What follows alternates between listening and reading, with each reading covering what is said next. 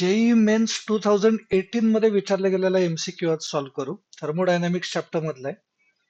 Combustion of benzene in liquid state gives carbon dioxide and water.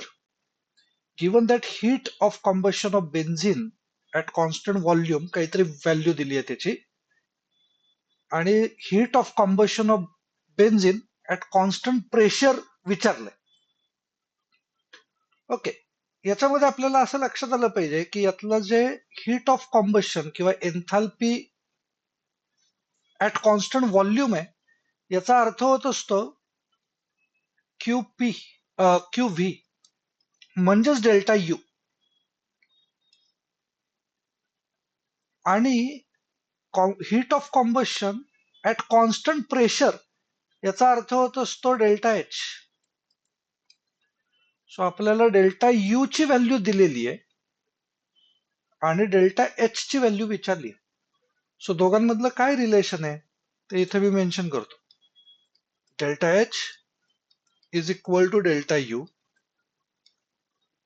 Plus delta NRT. याच्यातलं delta N याचा अर्थ होत असतो number of moles of products minus number of moles of reactants. आधी ते आपल्याला काढून घेतलं पाहिजे, म्हणजे मग आपण व्हॅल्यूज या इक्वेशन मध्ये सबस्टिट्यूट करू शकतो.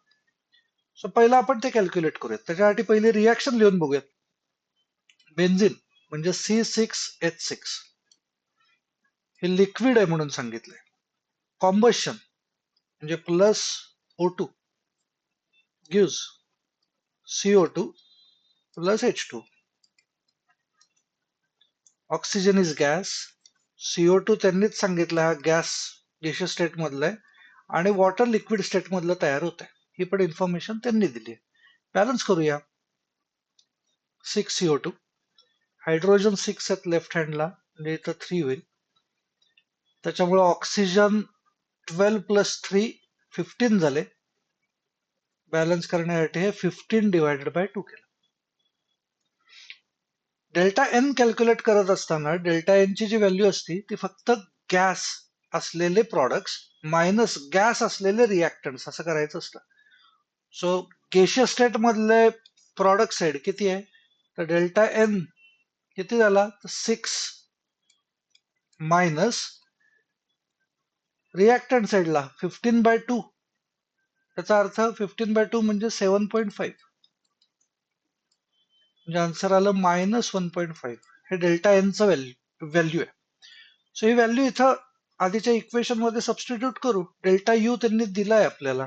डेल्टा यू ची व्हॅल्यू आहे -3.9. मी तर 64 घेतो डायरेक्टली, प्लस डेल्टा एन ची व्हॅल्यू -1.5 आहे, मल्टिप्लाइड बाय 8.314 आर, आणि टेम्परेचर 25 डिग्री सेल्सिअस दिलंय म्हणजे 298. 298 न घेता मी इथं 300 घेतो, कॅल्क्युलेशनला सोपं. Which is equal to -3264. Okay, अजून एक गोष्ट याच्यात बघितली पाहिजे. ही जी 8.314 ची जी व्हॅल्यू आहे ती जूल्स मध्ये. आपण आपल्याला ही जी व्हॅल्यू दिली आहे ही किलो जूल्स मधले दिली आहे, म्हणजे एक तर मला याचं कन्व्हर्जन जूल्स मध्ये केलं पाहिजे, किंवा 8.314 चं कन्व्हर्जन आपल्याला किलो जूल्स मध्ये करून घेतलं पाहिजे.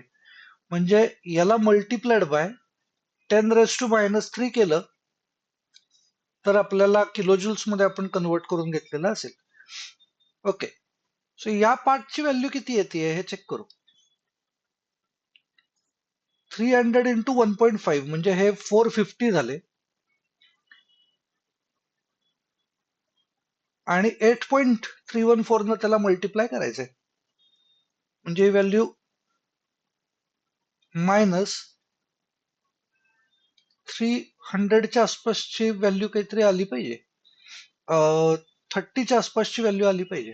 सो याची जी व्हॅल्यू असेल आतमधलं हे ब्रॅकेट आपण जर सॉल्व्ह केलं, यातली जी काही व्हॅल्यू येईल ती निगेटिव्ह येणार आहे, हे लक्षात घ्या. मी सॉल्व्ह पण नाही करत बसत आहे. सो त्याच्यामधनं काय व्हॅल्यू आहे, तर हे -3264 मायनस समथिंग म्हणजे ओव्हरऑल व्हॅल्यू सुद्धा निगेटिव्ह आली पाहिजे आणि ती व्हॅल्यू आहे 3200 पेक्षा थोडी मोठीच व्हॅल्यू आली पाहिजे. हे ऑप्शन फक्त सी आहे. बाकीचे जे आहेत बी आणि डी हे तर पॉझिटिव्ह आहेत, त्यामुळे हे येऊ नाही शकत. आणि ए ऑप्शन पण नाही येऊ शकत कारण त्याचा व्हॅल्यू खूप लहान येते. So answer must be C.